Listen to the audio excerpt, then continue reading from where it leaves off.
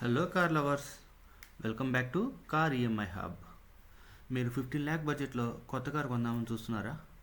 అయితే దానికి ఎంత ఈఎంఐ పే చేయాలి? ఆ ఈఎంఐ పే చేయాలంటే మీకు మినిమం ఎంత శాలరీ ఇన్ హ్యాండ్గా వస్తూ ఉండాలి? ఈ డీటెయిల్స్ అనేవి బ్రేక్ డౌన్ చేద్దామా? కమాన్.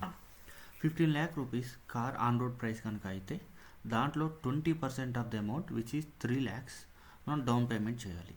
రిమైనింగ్ 12 ల్యాక్ రూపీస్ లోన్కి వెళ్దాం.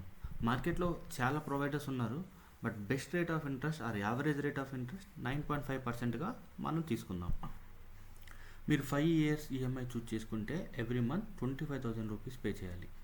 అదే 4 ఇయర్స్ ఈఎంఐగా చూస్ చేసుకుంటే 30,000 రూపీస్ పర్ మంత్ పే చేయాలి. లేదు 3 ఇయర్స్లోనే ఫినిష్ చేసేద్దాం అని డిసైడ్ అయితే ఎవ్రీ మంత్ 38,000 రూపీస్ పే చేయాల్సి ఉంటుంది.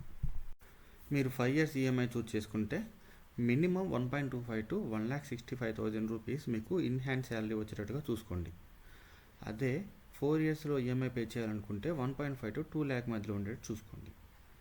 లేదు 3 ఇయర్స్లోనే ఫినిష్ చేస్తానంటే make sure that you are getting 1.9 lakh to 2.6 lakh as a take home salary.